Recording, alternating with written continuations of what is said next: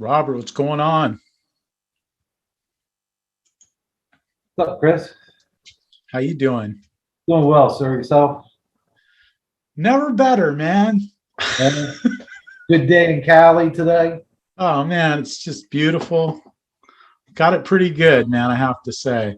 Yeah, you're in Northern California, right?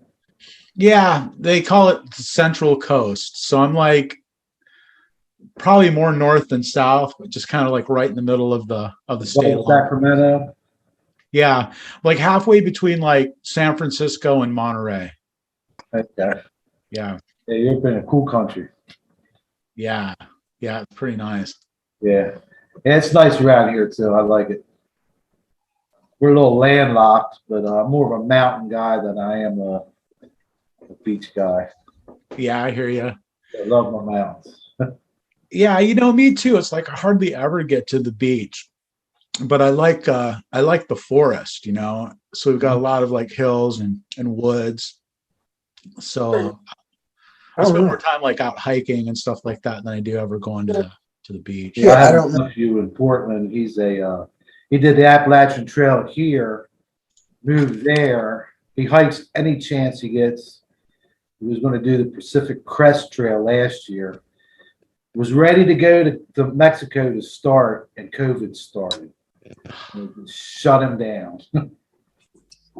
Bummed him out big time. You know, wasn't meant to be. Yeah, yeah, yeah. I'd like to someday be able to go on like John Muir Trail or something like that, like a big hike. I don't ever have time to do that, but the cool There's thing a lot of people that take their vacation for the Appalachian Trail because it comes right through here. And okay. they'll weekend hike or they'll take their vacation and do a week a year or 2 weeks a year until they complete it from end to end. Too much Wow. to say. Yeah, yeah, Walk enough during the day. right. Well, that's the thing here, it's like I can like drive 10 minutes from here in a whole bunch of different directions and be like in the forest. Mhm.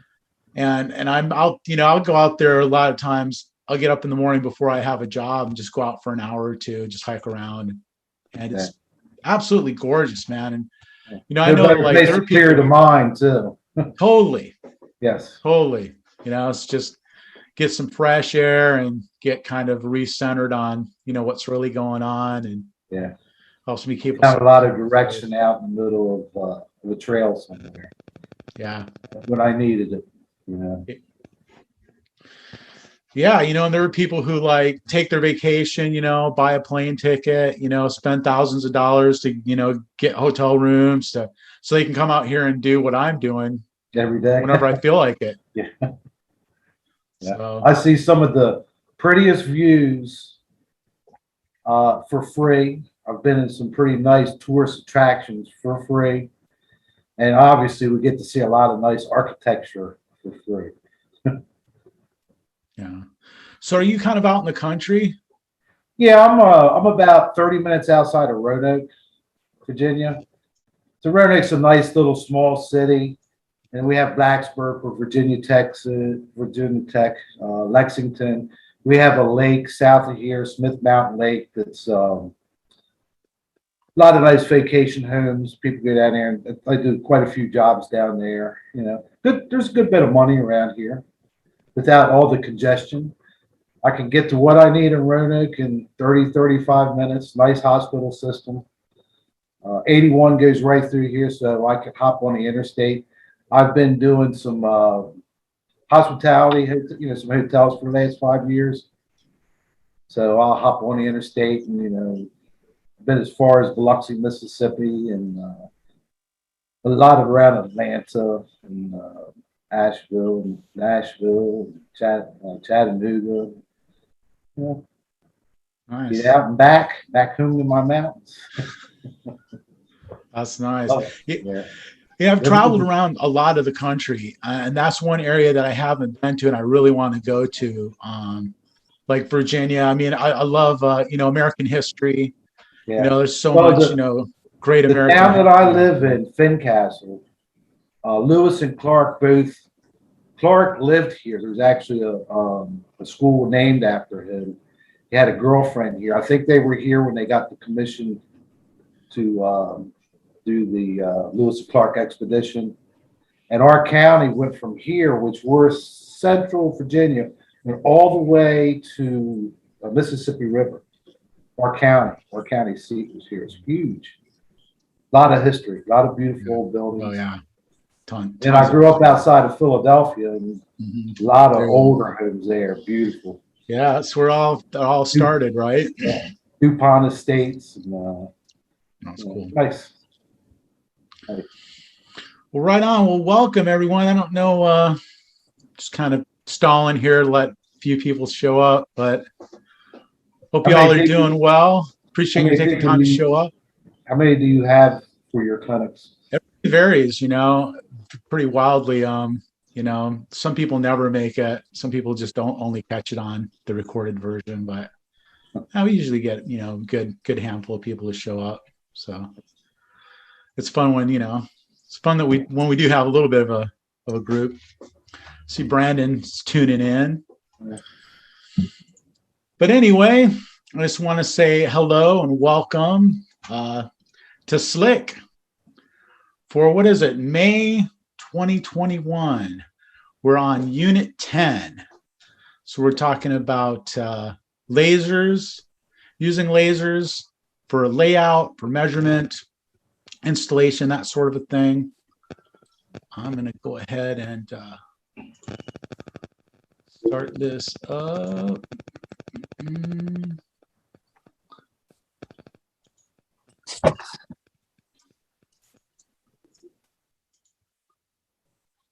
All right.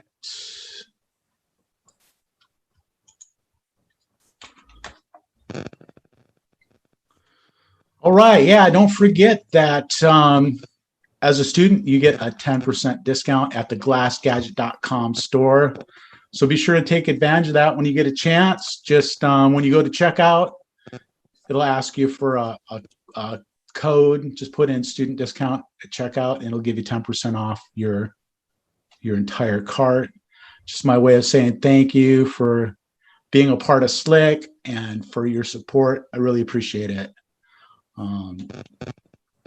So if you're new to the program, just want to tell you a little bit about it. It's set up in a way that's a lot different than other kind of training program. When you subscribe to a monthly unit, you have access to this unit. So from now on. So even if you just, finish the course or stop subscribing, you'll always have access to the web page where all the materials for this unit are going to be stored. And I may continue to add content. Actually, I do, from time to time, I'll add another video. Or if I find something that I think, will be helpful in a certain unit, I'll go back to that unit and insert it. And then I'll just send out a notification to everybody who subscribed to that unit to let you know, hey, there's something new in there. So who knows, you might get something new in Unit 5 or Unit 7 or something like that. So, and that's just, you'll have permanent access to that. Let's see. Also, I'm available for live consultations if there's something specifically you want to talk about, having to do with the industry, sales, marketing, anything, there's a link at glassgadget.com where you can set up an appointment like that. So here we are, Unit 10. Gift card. And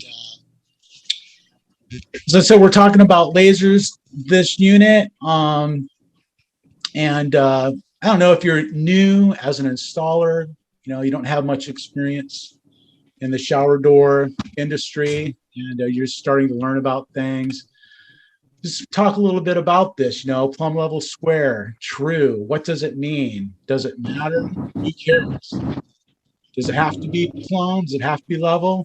Sure does. Does it matter? I don't know. Truth is, not always. It's not always the most important thing. I mean, that sounds crazy, but it's true. If you're installing just a single panel, got a shower screen, splash screen, whatever they call it in your area.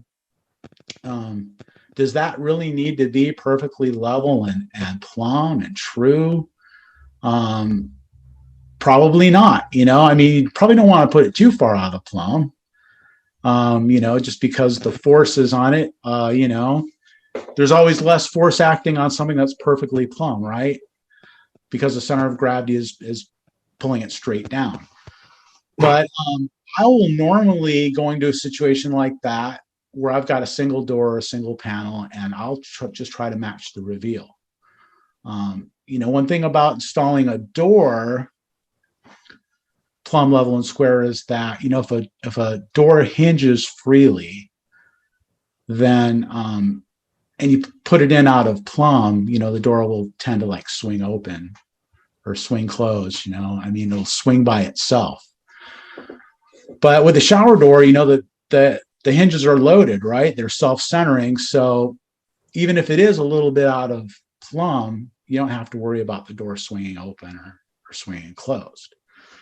So generally speaking, I won't even really worry about the plumb if it's just a single panel very much, unless it's just crazy and I have to, make some adjustment. I'll just kind of go with the reveal.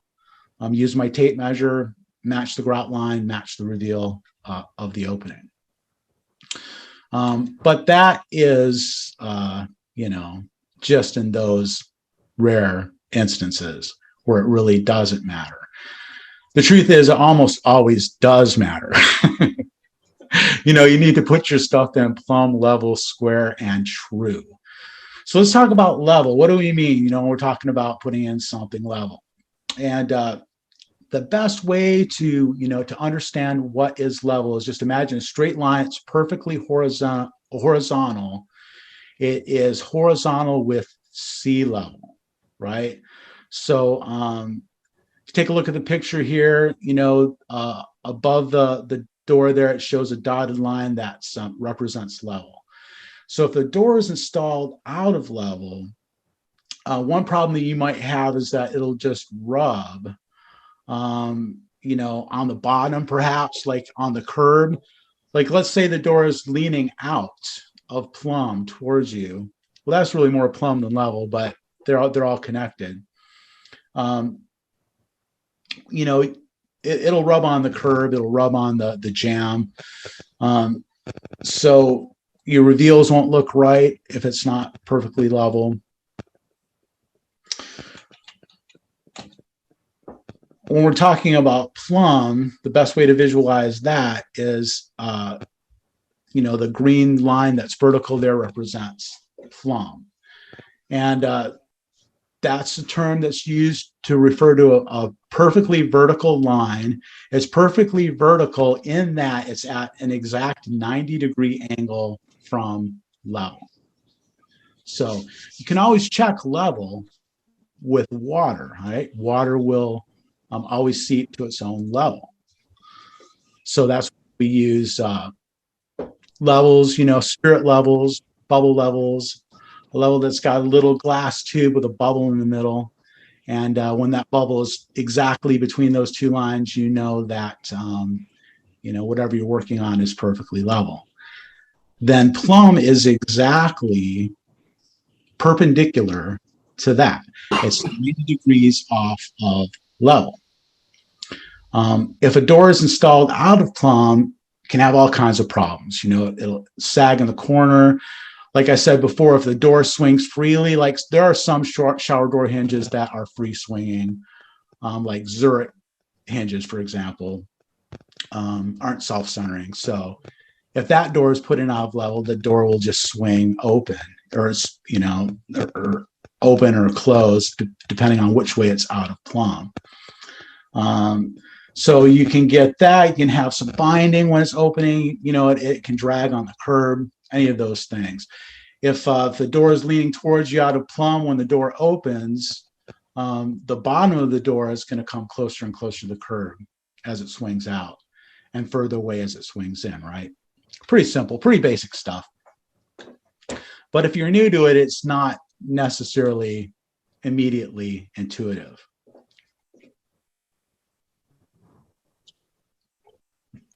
So when we talk about square, we're just talking about a 90-degree corner. And we're talking about the relationship really between plumb and level. So some tools you can use to find square, like a framing square, a speed square, T-square. You can also use your tape measure. You can use the Pythagorean theorem, it's like 3, 4, 5, a squared plus b squared equals c squared. But that's a little bit more advanced, and usually probably won't need that when you're doing shower doors. But here's a good, visual explanation of what square looks like. It's just simply a 90-degree corner. You know that if you have the door perfectly plumb and the glass is cut square, then you know that the top and bottom edges of that door are going to be level. So a lot of times, all you have to do is find one or the other. Just find the plumb, get it perfectly plumb in all directions, and then it'll be square. A word we don't talk about very often is true. We'll say plumb, level, square. But the word true is one that we don't use nearly as much, especially in the glass business, I guess. But like I say here, it's by far the most forgotten term for a door installation. And what true really means is it represents being square, plumb, and level in all directions. So as you know, a door can be plumb in and out and not be plumb side to side, or vice versa. So if you're standing in front of a door and you're looking at it and you're checking the jamb to see how plumb it is, and you put your level up there, you put a laser on it, you can see that it's leaning out a little bit, maybe a quarter of an inch at the top. That's one thing. But then when you stand in the opening and look at the jamb at it, 90 degrees off, you may have a grout line that's running up and down, and that grout line may be out of plumb as well. It may be leaning a little to the left or to the right. So the idea of true is that what you're installing is plumb in both of those directions. And if it's plumb from side to side, and if it's perfectly plumb in and out, do you have a situation where it's going to be true? It's going to be plumb and level in every direction. As the door swings at every degree in between 90 and 0 and 180, no matter which way you swing it, the edge of that door is always going to be plumb. So if you put your level on the edge of the door as you swung it, you could watch that bubble, and that bubble wouldn't move at all.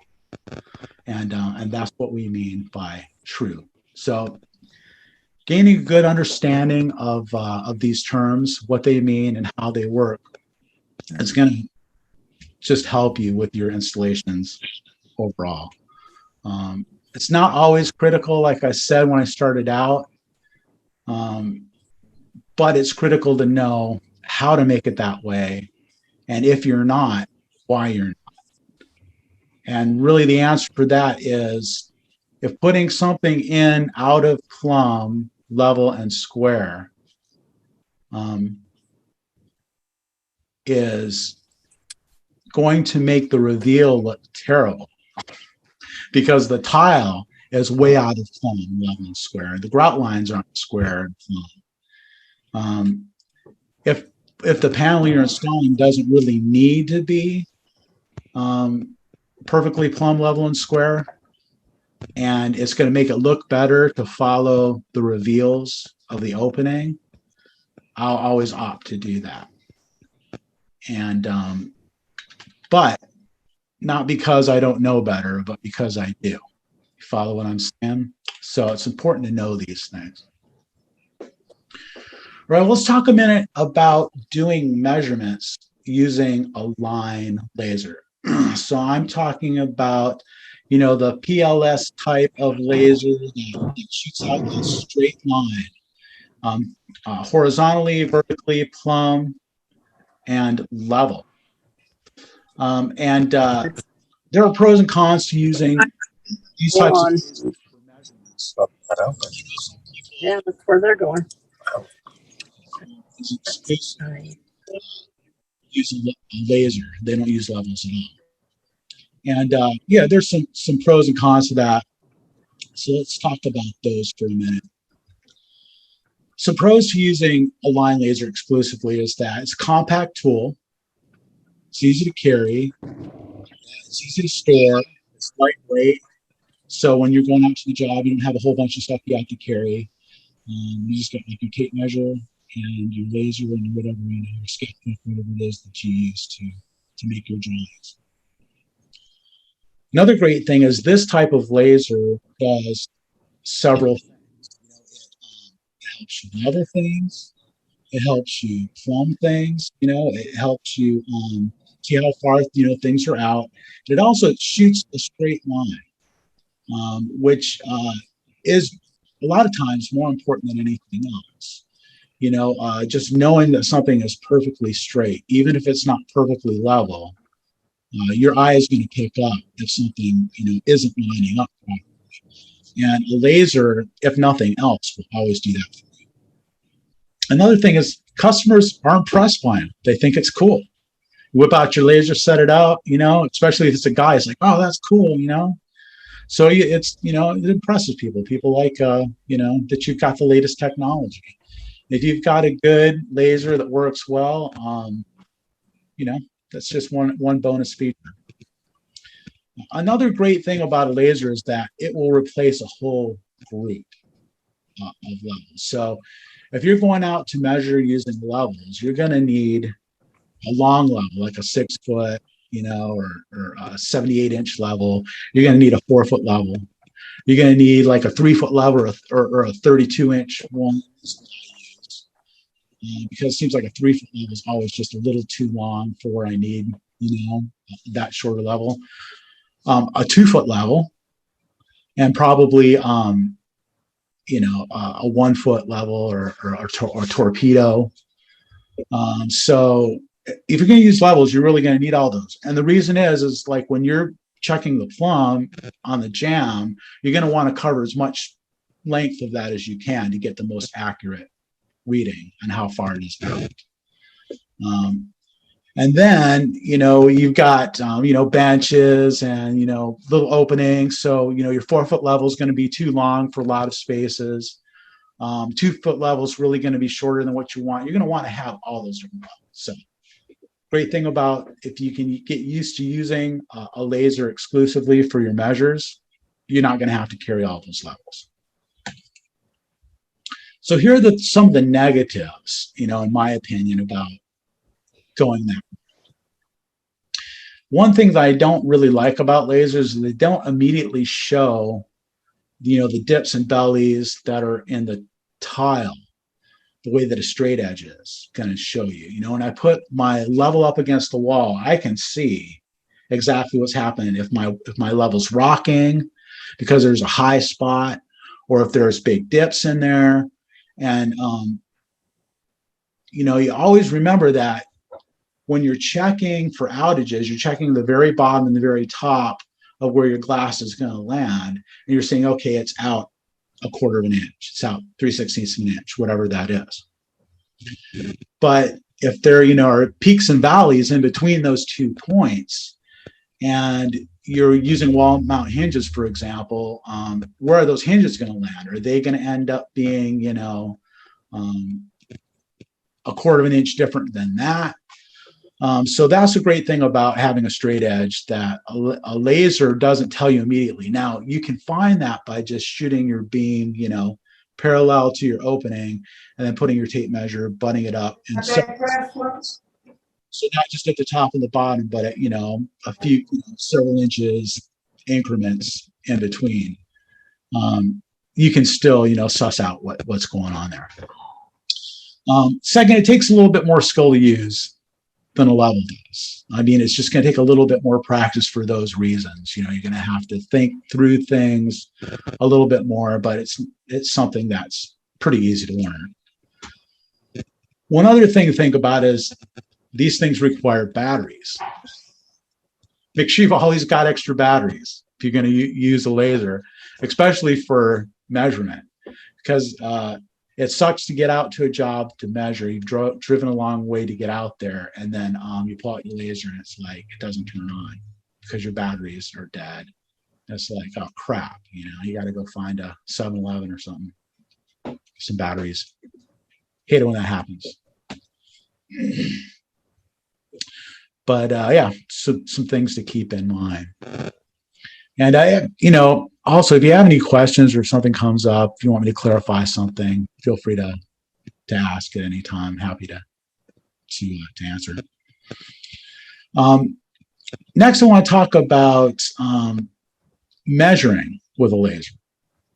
I have one of these nifty Bosch professional GLM 20 laser measuring devices. And I'll tell you, man, actually, it's pretty awesome. These things are extremely accurate. This thing measures to within like a 32nd of an inch, which is like more accurate than I really think I need to be. And my glass supplier is not going to be that accurate. So, but they have, their limitations. And one of those things is that, you have to shoot that laser really straight across your opening in order to get a really accurate reading. And you're getting a measurement. You can set them, to shoot from the end of the tool or from the front of the tool. They've got some adjustments so that you can, make a mark and then set it up to the mark and measure from that, different things like that. But the problem with that is it requires, additional math. So rather than just getting an exact measurement, you end up having to add things together. And the more calculations you have to make, the more chance there is for you to make a mistake. And you don't want to do that. These things are inexpensive. I think this thing's under $40. You can get it. And again, it works great. I always keep one with me just in case I do need one. It's going to come in handy, which again, is not that frequent. But if you're doing like steam showers, I find that's a good place, to use it. You want to measure from the curb up to the ceiling and get a really accurate reading like that. It's pretty good for that. So I know people who use these a lot. I tried, for a while, just taking out and using it instead of a tape measure. And I don't know. I like my tape measure better. But I do have one, and I have to say, I'm surprised at how dependable it is and how accurate it really is. But again, if you've got even just a little bit of an angle, your reading's not going to be perfect. And it's kind of the same issue that you'll have with using your line laser to do measurements.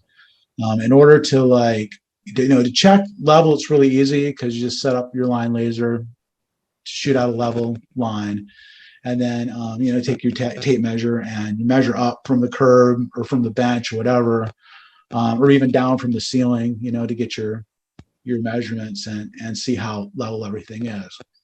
That works really well. But when you're trying to find how plumb something is, you really have to get your laser set up really perfectly squared off from the jam you're measuring against, in my experience. And then you have to hold your tape measure really super straight, because even if you get at just the slightest bit of an angle, that distance between the line and your the laser line and your tape measure is going to get greater or smaller. And it's you have to really practice to get very accurate at it.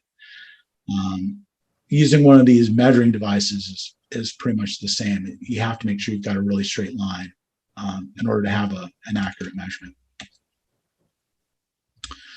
One other laser that I have in my toolkit is one of these spot lasers, a plumb laser, laser plumb bob, sometimes they call them.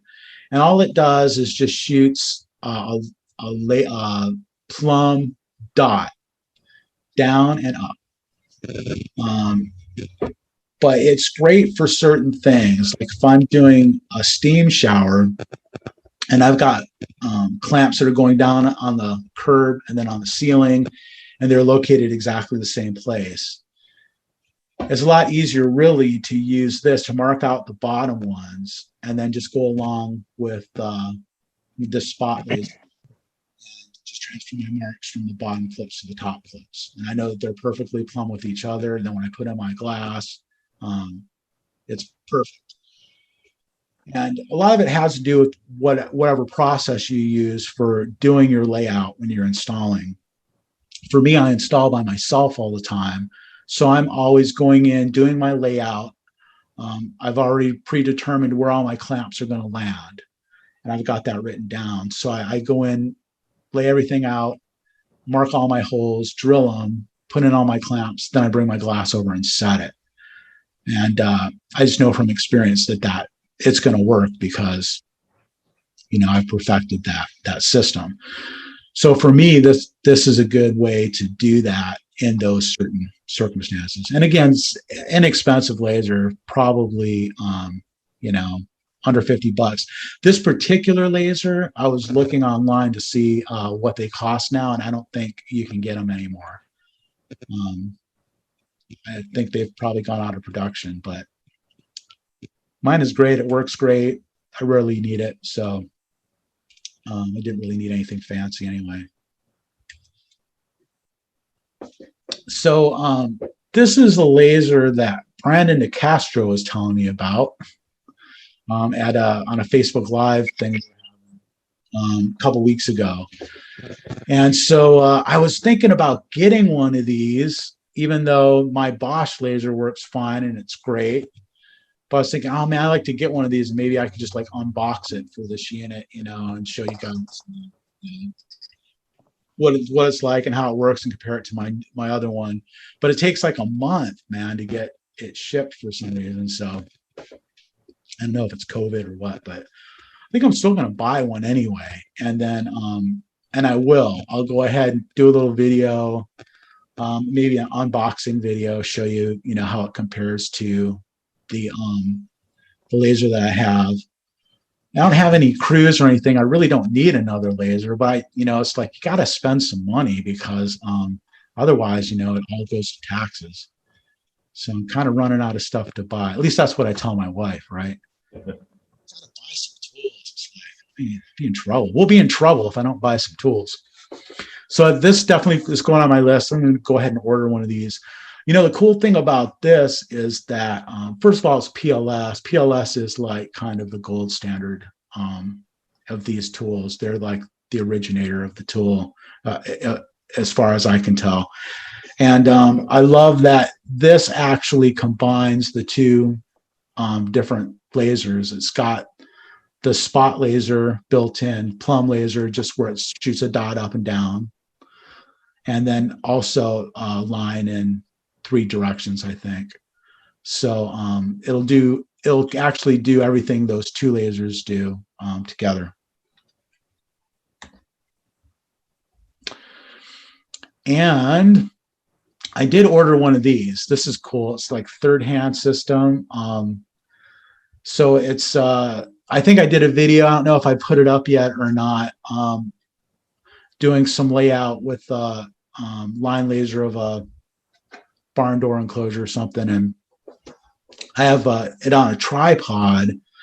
You have to kind of, to get it up high enough to where the header goes, I have to like set it up on a sink, or a toilet, or put my toolbox or bring in a ladder or something, kind of set my tripod up so it gets up high enough to where it actually is shooting the level line for where my header brackets go. And I've been doing that for a long time. It's just it's a little janky. So I thought, I'll get one of these. I saw somebody in the Shower Door Professionals group who was using one of these poles, and it goes from like about 5 foot to like 12 foot. I think that's right. I don't know how that's possible. But something like that. Anyway, it'll expand, it's telescoping, it'll expand long enough to go like from the floor to the ceiling. Then you can just hang your laser on it. So then you can get it up as high as you want. It's not like balancing on a tripod. So I'll show you guys that when I have a chance to work with it. So I got the attachments that comes with you can get attachments that have a tripod, which I got because I'll use it like that a lot of the times when I'm doing my measurements. And then also a little hanger thing that holds your laser. So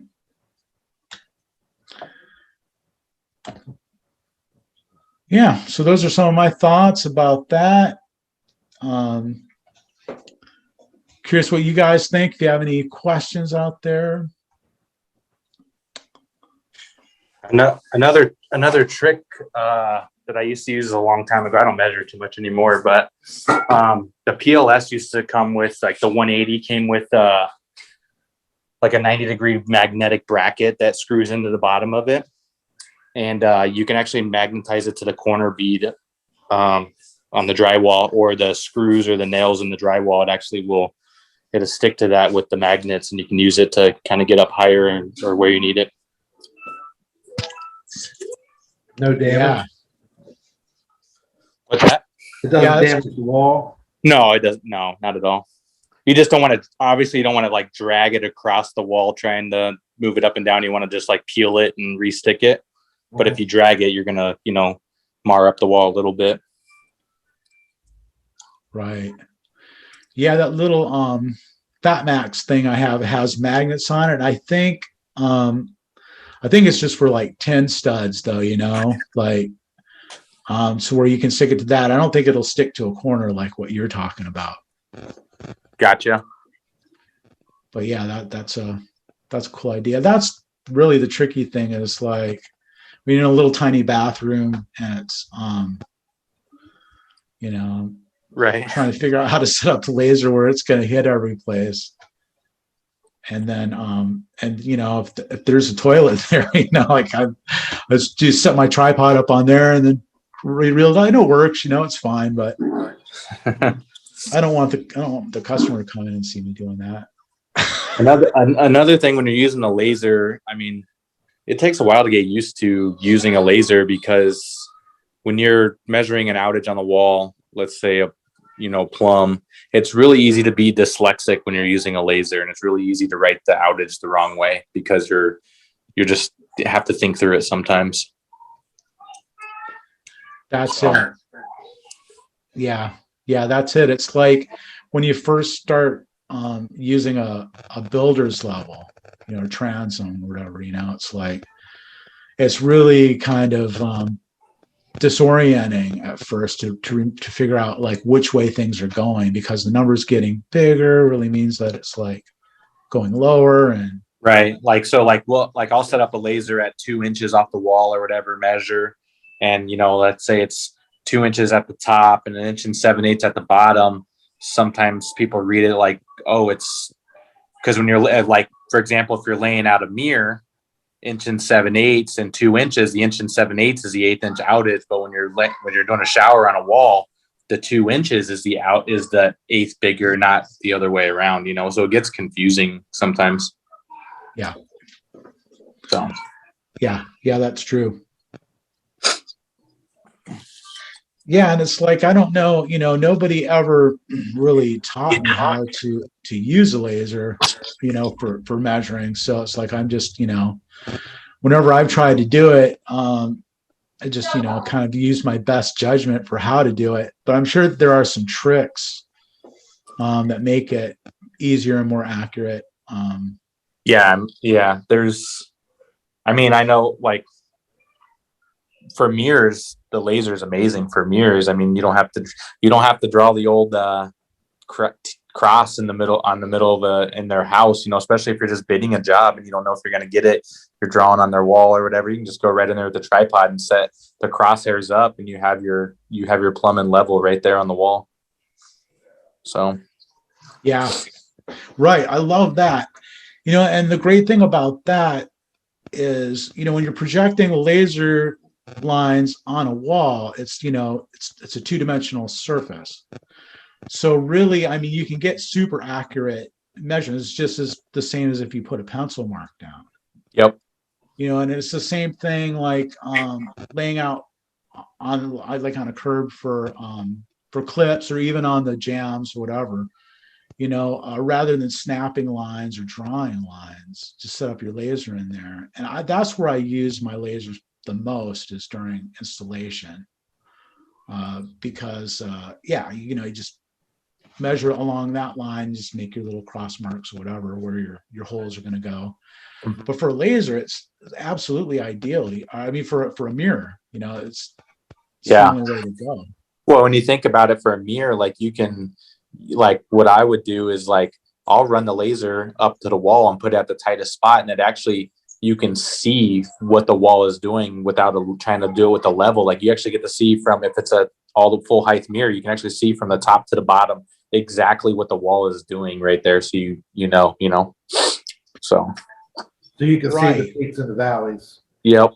Yeah, exactly. Yeah, exactly. Where you can't really see that on a shower opening.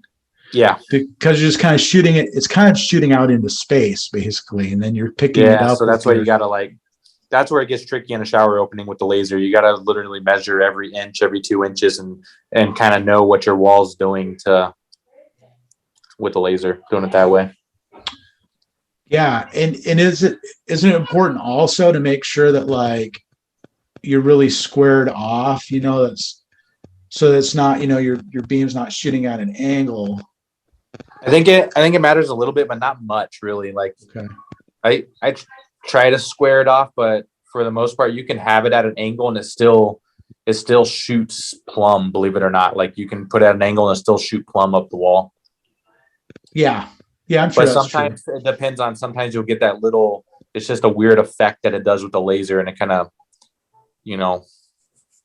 matrix looking thing could do like a fatter line or something sometimes. So right. Yeah, then also, if you got a room full of mirrors, it's kind of tricky using a laser. Yeah. I've used them to do like a mirrored wall, put channel up to run your channel. Like dog studio, 40-foot long. You just set it up in the middle of the room and boom, lay your channel out.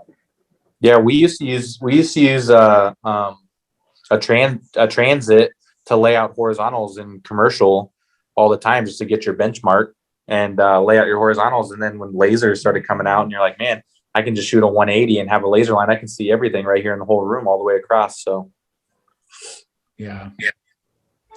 And they're pretty accurate too. I mean, 1/16 of an inch, a couple hundred feet. They really are. Yeah, they're every bit as accurate as you need, to do good work, for sure. And the green ones are really easy to see. You don't want to look into the green ones though. Yeah. But I think the batteries die a little bit quicker in the green ones than the red ones. Well, that's good to know. So yeah, that was the other thing I was going to say about that, is the green beam. I'm interested in getting, one. I've never had one of those. And a lot of times, if there's too much light in the room, there's sunlight coming in or whatever, it's hard to see the red beam a little bit. Yeah. The Milwaukee's green, is it not? Yeah, they make a green one. I think they make a red one too, but they have a green one. I think everything's going to end up going to green lasers just because they're easier to see. So in the daylight.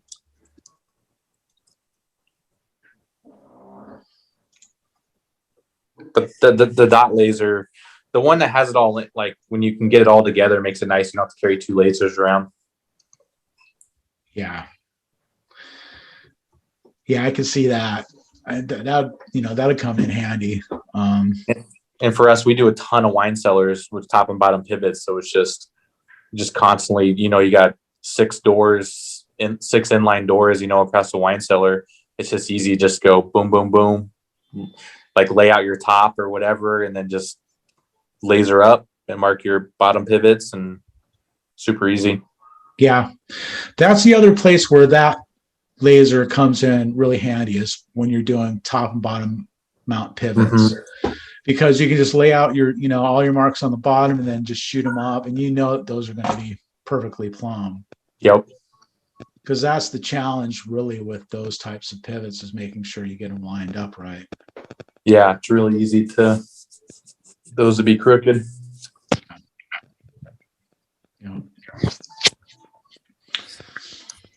Well, yeah, this is a unit really where it's very video oriented. So I'm going to crank out like a bunch of videos for this unit. I think I've already got a few out, but got a couple in the can to add it. And I'm going to, there's probably going to be a whole bunch of videos for this. So Keep your eyes open. Some good tips.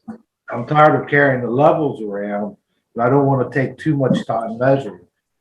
I've been using levels so long, I can go in. I don't need to draw lines. I just put it up, plumb it, level it. I can tell. I use the graduator a little bit, know where it's 1/8, 3/16 or whatever, and go on. Like, you get quick at it with the level. Laser setting it up, just getting efficient with that is a big change for me. But not carrying that 78-inch level through a house is nice too. Yeah, and that's what I carry. That's what I do. I've got the set of Stabilas, like 5 level, and every time, just about it's like, oh my gosh, you're like, what is that? Because I'm, I don't know if you met me in person, but I'm like 5'5". So I come in, I've got this level case like this big.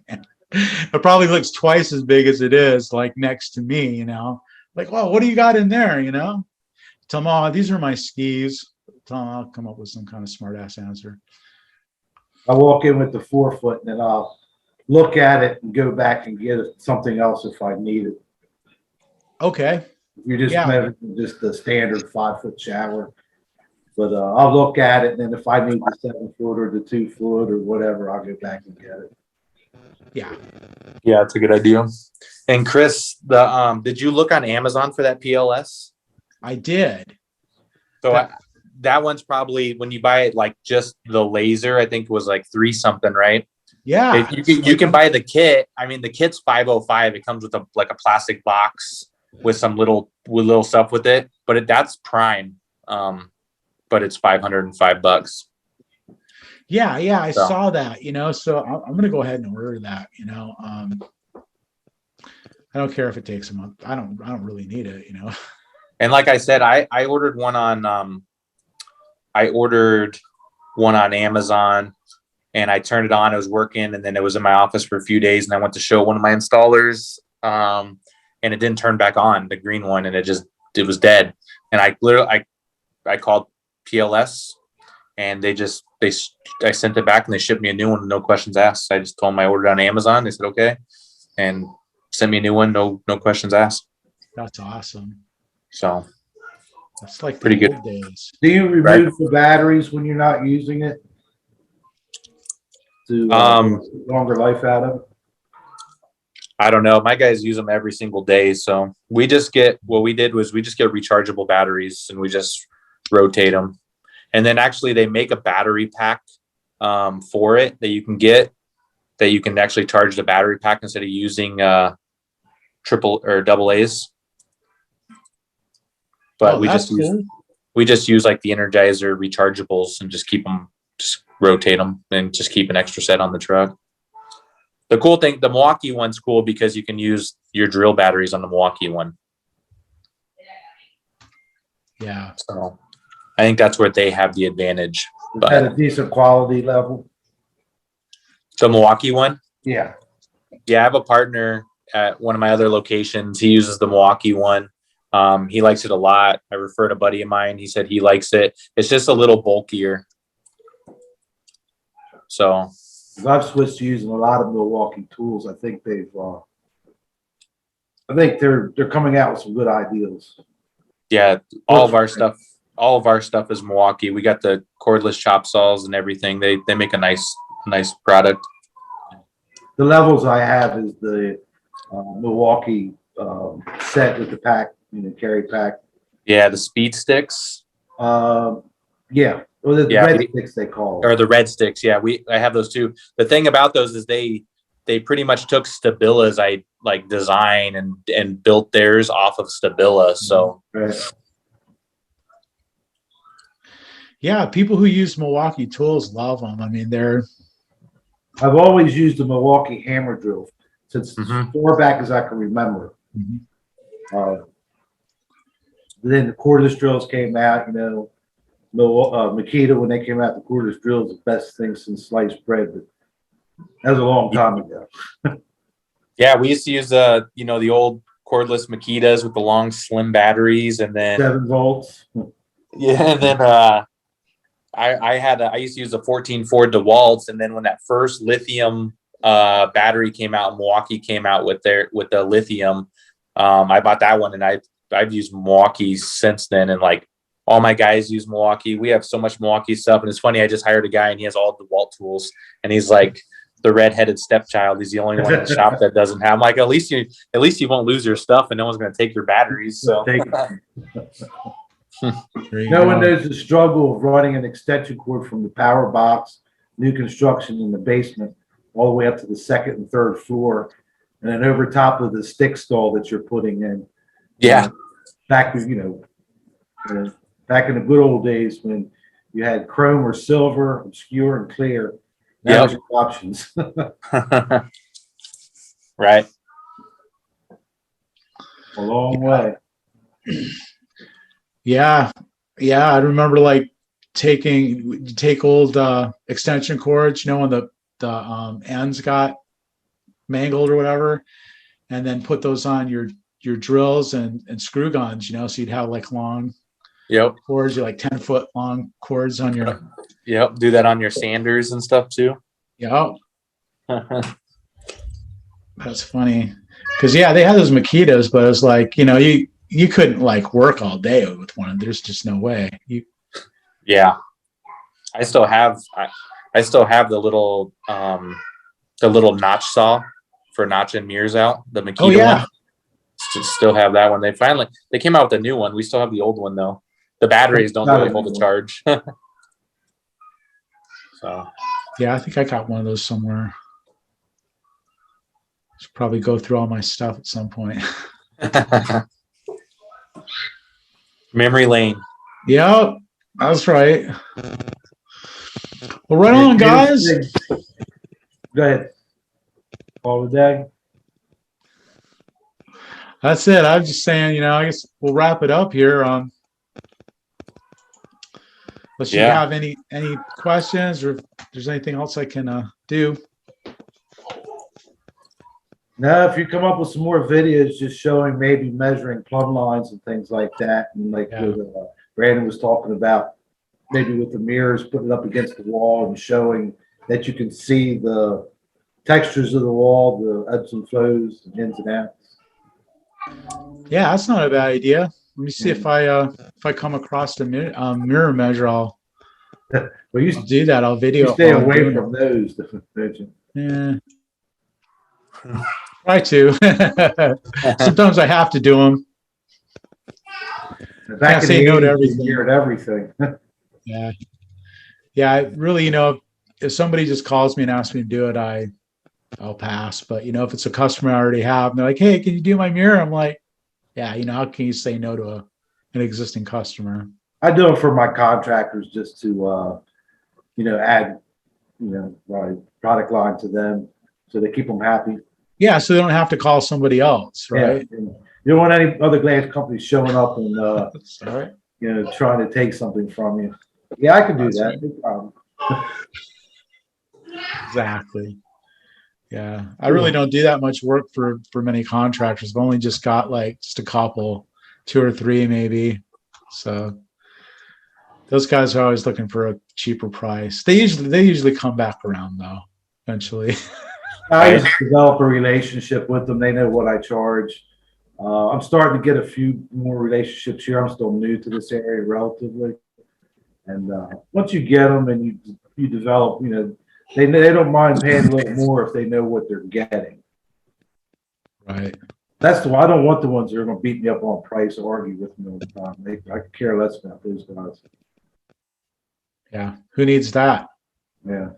I mean, unless you're not, unless you're like not getting enough work, and you're hungry or whatever, I mean, then you got to do what you got to do. But I mean, for me, it's like I'll have a customer ask me, if I'll lower my price. And I'm like, well, I mean, I've got people waiting in line for me to do their work. Why would I lower my price? Just doesn't make any sense. I mean, No, my prices are fair. I make a living. I don't have much room for error, and you make mistakes, so you have to eat that anyway. yeah, But I try to be fair to my customers because I want to get more work. I don't want to overcharge. I could probably charge a little more, but I don't want to underprice it either. right. Now, this is what you get. I'll entertain the thought for a minute, and then I'll tell them, no, I don't think so. This, and they usually say, okay, well, when can you start? What do you need? Want a deposit? I don't even take deposits. Yeah. Yeah, I learned a long time ago. Man, I've never been burnt. Been lucky. But I tell them, because there's a lot of people that have been burnt from, they'll pay a deposit and then they don't show up. They take their time, they drag. I said, no, when you're happy, you're fine. Give me a check. I want the money then, not 30 days, but unless it's a real big job. When I did the hotels, that might be a little different story. Good for you, man. I mean, yeah, see, those are things, just little things like that make you unique, and make you, your business, and it's like, there are always areas like that where you can differentiate yourself from everybody else in the area. Well, you get a lot of work when people get comfortable with you. When you go in your house, you can talk to them, relate to them, and develop a relationship. It goes a long way. It's worked for me anyway. Yeah, absolutely. And something like that, is a statement of trust, really. It's like you're saying to somebody, hey, I trust you. Right. And that means a lot to people. I mean, there's nothing that says to me that I can trust a person like them being a trusting person. Right. Because just, there's something about that. If a person trusts other people, you just believe that they're trustworthy, because it takes kind of a pure heart, to have that attitude. It's awesome. Yeah. But you also can feel the people out that not to trust. Right. You go Watch out for maybe raise that price up just a little bit, not to get the job, or who to stay clear of. Yeah, you go out there with your eyes open, right? But I'm in Central Virginia. I'm not in New York. I mean, it might be a little different if I was in the city or something. Right. See, and that's a thing too. That's another thing, is just like being aware of where you're at, your geography, and what your market's like, and you gotta take all those things into account. So there are things that you can probably do that I couldn't do just because I'm here and you're there, and vice versa, right? Right. So have you received notification that your prices are going up? For everybody? Yeah. Yeah. Yeah. I guess we all have, huh? Yeah, 10% to 18%. It's crazy. That's a lot, huh? And you try to absorb it a little, ease prices up a little bit, but you got to eat. You got to make money. Absolutely. Make mistakes. Yeah. Well, that's the thing, if you can minimize the mistakes, that's huge. And that's, one thing about like using lasers, for example, just the accuracy and improving your accuracy so that, you don't have to throw glass away. Mhm. Makes a huge difference in the long run. And, you know, every once in a while I blow it, you know, Yeah, you but try to keep it to a minimum. We're all going to make a mistake once in a while. I absolutely. actually had a supplier. I'm switching to designing shower doors on the computer versus my sketches that I've always done. I just had a supplier change one of my numbers from a 1 to a 7, and I had to eat a 6-inch mistake because they denied it. Wow. Yeah, I'm not buying it from them anymore. Not Yeah, with I shower. guess not, huh? Yeah. Bummer, man. Yeah. So Yeah, what are you going to do now? Are you doing like showers online or something? I did the e-showers. Okay. Showers online was a little more than I could chew expense wise. FHC has the program for $100, and it's a basic. I'm learning how to do it. It works pretty good.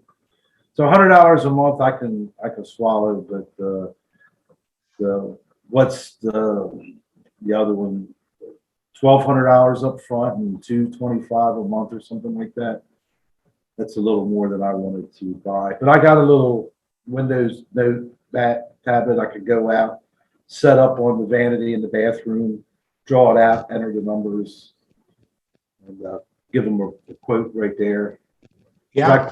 All my costs, not on I don't do like $45 a square foot or whatever. I don't do that. I do, based on my cost. Right. I'm Yeah. trying to update my, just trying to keep up with the times Right. because people want instant gratification now. Yeah. I do the same thing. Do the exact same thing. And I don't have a square foot price either. I use the software to tell me what my costs are. And I've got a formula, it's all built into the software. So it tells me, what my bid price is. Right. But it's all based on, cost of materials and how I figured out, my labor and markups and all that. And it's great. Yeah. I mean, to be able to do that, like on the spot, pull out a computer or a iPad. I've got an iPad Pro. You can email them the drawings right away. See, I had to have a Windows-based unit, so I had an iPad, but it wouldn't work on it. Okay. Yeah. So I had to go get the Microsoft notebook. Yeah. You can get one of those for There's pretty a little cheap. keypad. You just set it up on the counter. Looks good. Email them a drawing, email them a price. Yeah. So you use an FHC's program Yeah. and you like that? It's pretty cool. Yeah, so far I had one glitch. I was doing a shower with it's upstairs of an old cabin, has a pitch on one side, so we have a angle panel door, square door, and a square panel on this side that the door's hinged off of. And when I put in the measurements, it reduced the picture only half of it. So they're working on that glitch now, trying to resolve that. But other than that, I'm still figuring out how to put notches in there and cutouts and using their hardware. I kind of like the idea that they left C.R. Lawrence and trying to offer the same thing. Just C.R. Lawrence kind of gets out of hand for me. I think they got too big. Yeah. Those guys. Yeah. They're not what they used to be. It's too bad, They bought up all the competition, so since these guys are basically competition to them, right? And really, the thing is, it's not CRL anymore. Actually, Oldcastle. you know what I mean? Yeah, it's Yeah. like actually FHC is the old CRL. Yeah, It's all yeah. people, Well, the guys right? are there. They moved out. Yeah. Yeah, it's all the people from CRL that made CRL good. Yeah. Back So I in the like day. to support them. I saw You the can see Laser it. Saver in their catalog. You can see it. You can see it that FHC just has the service is just better and friendlier, and the winning program that got CRL to where it was. Right. Is all that talent's over there now, and now this is just this big conglomerate. What is it? It's called CRH is the corporation that owns Yeah. like all of them. So it's like Southwest Aluminum. It's, Arch. US Horizon. It's Old Castle. It was Arch Aluminum. Vista Wall, right? They have Vista Wall. I know they Yeah, have all they those. call it Arch. Yeah, it's not Vista Wall anymore. Now it's, they've just absorbed them. Old Castle building envelope. Mhm. Yeah, but Do you remember Samaka? Yeah, CRL took over Samaka. Yeah. Yeah. Seen a lot. We've seen a lot, huh, in the past like 20 years, whatever. I had a guy, there's a company in New Jersey called Colonial. And there was a guy who showed up about every 5 weeks. His name was, it doesn't matter. Little Italian guy. He had always had a 10-second commercial selling the latest product, had a box truck, all the tools in the back, adhesives, screen sash, Bailey sash, corners, mirror glue, the tools. So you just walked in and looked to see what you needed. And that was always really neat. Didn't have to pay for the freight. And he was a character.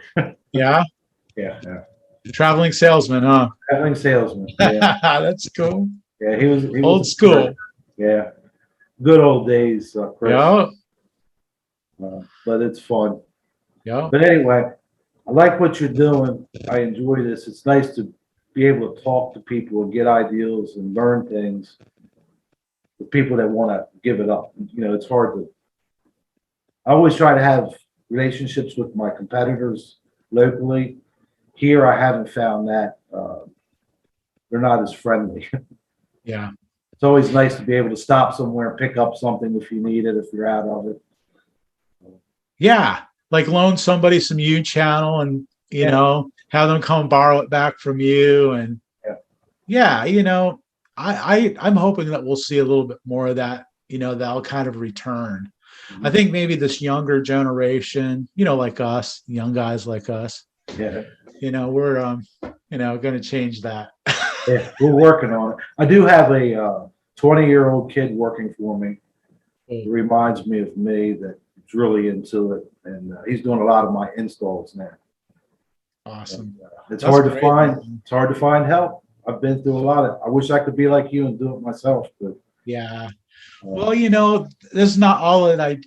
Shower doors isn't all that I do anymore. So it's like I can get away with what I'm doing because I've got other irons in the fire. But eventually, I'm gonna have to stop. But I love it. I like working with people. I like meeting people. I like the creative, part of it. I like the lifting part of it, man. Yeah. Just, alpha male, And you don't run into people that do what you do. Yeah. You can throw a hammer and hit a carpenter, or an electrician or HVAC guy. It's kind of unique doing something that other people don't know. Or what do you do? I'm a glazer. What? I work with glass. Oh, you blow glass. No, Right. you do stained glass. No, I put in windows, mirrors, shower doors. Go over the whole list. Yep, exactly. The thing that you look out of 30,000 times a year.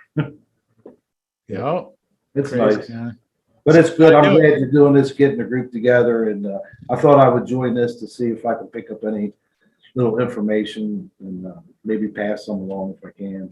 Cool. Thanks, Robert. Man, I really appreciate your support, and Yeah. if you have any feedback or whatever, anytime, man, send me a text or message me or whatever. Just give me a call, anytime. Okay. Well, I appreciate that. Well, me too, man. Yeah. Have a nice evening. You do the same, Chris. Thanks again.